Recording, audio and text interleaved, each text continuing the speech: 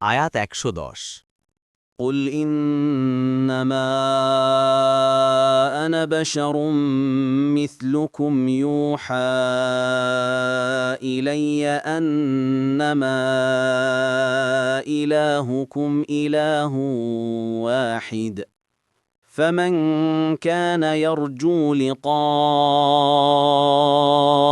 ربه فليعمل عملا صالحا ولا يشرك بعبادة ربه أحدا বলুন, আমি তো তোমাদের মতো একজন মানুষ। আমার প্রতি ওহী হয় যে তোমাদের ইলাহ একমাত্র সত্য ইলাহ। কাজেই যে তার রবের সাক্ষাৎ কামনা করে সে যেন সৎ কাজ করে ও তার রবের ইবাদতে কাউকেও শরিক না করে।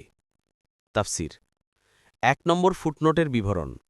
এই আয়াতকে দ্বীনের ভিত্তি বলা হয়ে থাকে। এখানে এমন দুটি শর্ত বর্ণনা করা হয়েছে যার ওপরই সমস্ত দ্বীন নির্ভর করছে।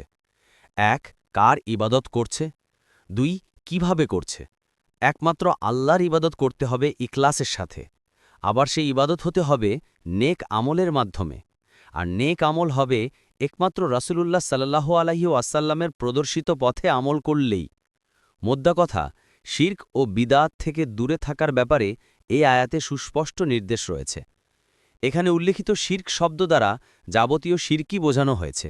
তন্মধ্যে কিছু কিছু শিরক আছে যেগুলো শিরক হওয়া অত্যন্ত স্পষ্ট, তাই সেগুলো থেকে বাঁচা খুব সহজ। এর বিপরীতে কিছু কিছু শিরক আছে যেগুলো খুব সূক্ষ্ম বা গোপন। এই সমস্ত গোপন শিরকের উদাহরণের মধ্যে আছে সামান্য রিয়া তথা সামান্য লোক দেখানো মনোবৃত্তি। সারমর্ম এই যে আয়াতে যাবতীয় শিরক হতে, তবে বিশেষ করে রিয়াকারীর গোপন শিরক থেকে বারণ করা হয়েছে। আমল আল্লাহর উদ্দেশ্য হলেও যদি তার সাথে কোনরূপ সুখ্যাতি ও প্রভাব প্রতিপত্তির বাসনা থাকে তবে তাও এক প্রকার গোপন শিরক। এর ফলে মানুষের আমল বরবাদ ও ক্ষতিকর হয়ে দাঁড়ায়।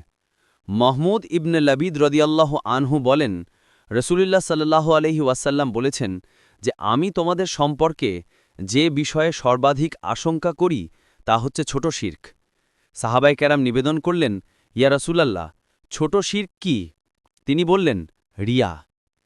অন্য এক বর্ণনায় এসেছে, কিয়ামতের দিন আল্লাহ তাআলা যখন বান্দাদের কাজকর্মের প্রতিদান দেবেন তখন রিয়াকার লোকদেরকে বলবেন, তোমরা তোমাদের কাজের প্রতিদান নেওয়ার জন্য তাদের কাছে যাও যাদেরকে দেখানোর উদ্দেশ্যে তোমরা কাজ করেছিলে। এরপর দেখো তাদের কাছে তোমাদের জন্য কোনো প্রতিদান আছে কিনা, কেননা আল্লাহ শরিকদের শরিকানার সম্পূর্ণ অমুখাপেক্ষী। রাসূলুল্লাহ সাল্লাল্লাহু আলাইহি ওয়াসাল্লাম আরও বলেছেন যে আল্লাহ তাআলা বলেন, আমি শরিকদের সাথে অন্তর্ভুক্ত হওয়ার ঊর্ধ্বে।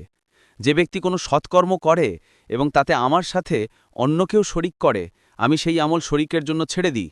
অন্য এক বর্ণনায় এসেছে, আমি সেই আমল থেকে মুক্ত, সেই আমলকে আমি তার জন্যই করে দিই যাকে সে আমার সাথে শরিক করেছিল।